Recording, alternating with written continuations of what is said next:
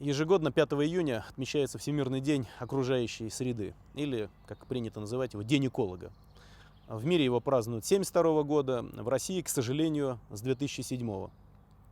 К сожалению, пусть и с опозданием, но к нам пришло понимание того, что беречь природу жизненно важно. Что задачи экономического и экологического развития, они неразрывно взаимосвязаны. И без жесткого следования экологическим стандартам у нас просто нет будущего. Это нехитрые вещи, но проблема в том, что нам потребовалось довольно значительное время для того, чтобы это стали осознавать все. И не только даже обычные граждане, а самое главное власти. И что это наше общее дело. И это ответственность чиновников всех уровней. И ответственность отдельного конкретного человека. Ведь последствия от такого хамского, пренебрежительного отношения к природе могут быть абсолютно масштабными и абсолютно непредсказуемыми. У нас у всех перед глазами картинка Мексиканского залива. Гигантские пятна нефти, гибель морских животных. Что это означает? Это означает то, что мы даже не можем себе представить до конца масштабов подобных катастроф. И представить визуально, и представить юридические последствия, представить финансовые последствия. Но самое главное, мы не можем до конца представить себе губительность такого рода воздействия на природу. И мы должны подумать о том, чтобы принять дополнительные меры для того, чтобы подобные ситуации на глобальном уровне, во-первых, были застрахованы как следует, и, во-вторых, чтобы существовала нормальная, современная, международно-правовая среда, может быть, конвенции или несколько конвенций, которые будут отвечать на те вопросы, которые возникли, скажем, после катастрофы в Мексиканском заливе. Да, у нас есть международное право, международное морское право, которое решает целый ряд вопросов. Но я уверен, что масштабы этой трагедии, масштабы такого рода катастроф, они не покрываются теми правилами, которые существуют на сегодня. Нам нужно подумать, может быть, и о том, чтобы создать глобальный фонд.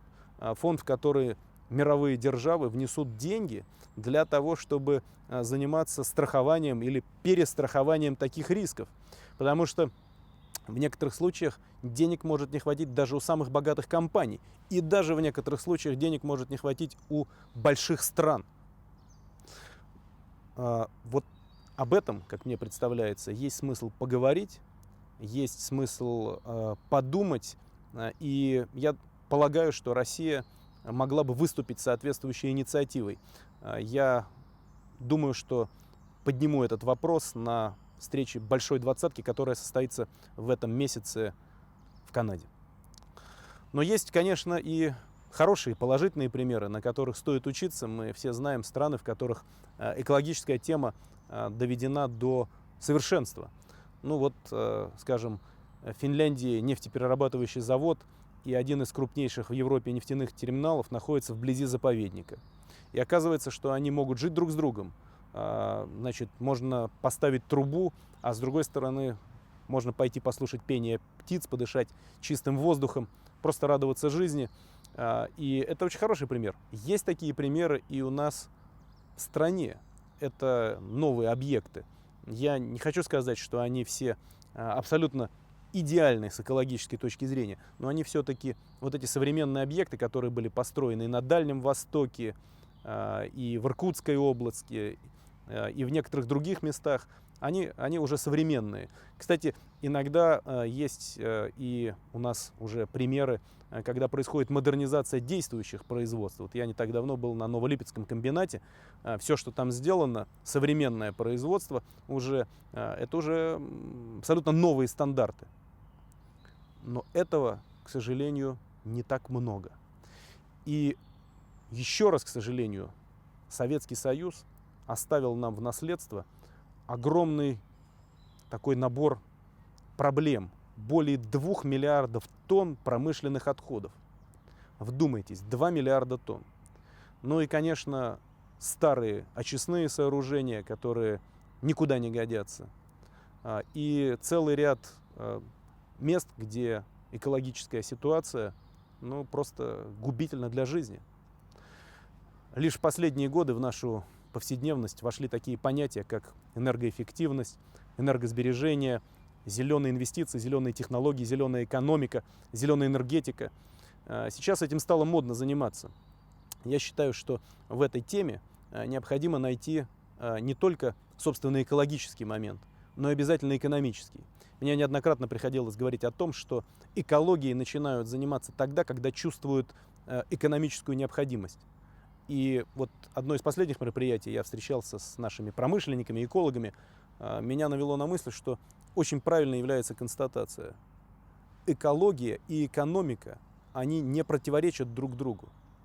Любая нормальная экономика должна быть экологичной. Я в своем блоге вижу немало комментариев на экологическую тему.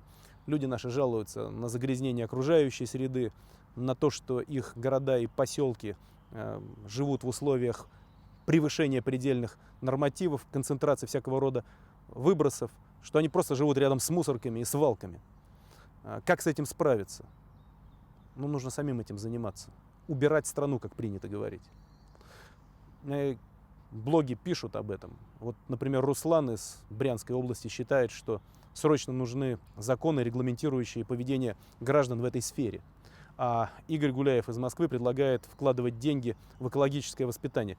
Нехитрые мысли, но они абсолютно правильные. Я согласен, что бороться нужно и с экологической безграмотностью, и безразличием. И вообще у нас, кстати сказать, даже нормального экологического курса-то в программе нет. Мне, во всяком случае, недавно об этом сказали экологи. Если действительно этому не уделять внимания с самого раннего возраста, если экология не станет одним из курсов, который преподается в школе, то нормального экологического сознания у людей точно не будет. Но, конечно, одновременно мы должны добиваться и решения целого ряда других задач. Значит, это вопросы, которые касаются региональных властей, муниципалитетов. Это вопросы размещения правильного природных объектов. Это вопросы общения с экологической общественностью. Я убежден, что от наших консолидированных усилий, от действий каждого гражданина, от жителя деревни или поселка зависит очень многое. Потому что, обратите внимание на иностранный опыт, забота об экологии начинается с каждого конкретного человека. Если сам человек к своему жилищу, к окружающей среде относится внимательно, трепетно, то тогда он эти темы поднимает и в общении с властью, и не дает возможность загнать его в тупик. А если нужно, то и высказывает протест на эту тему.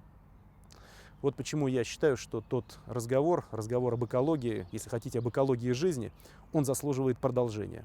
И я обязательно остановлюсь на этом в своем будущем послании Федеральному собранию.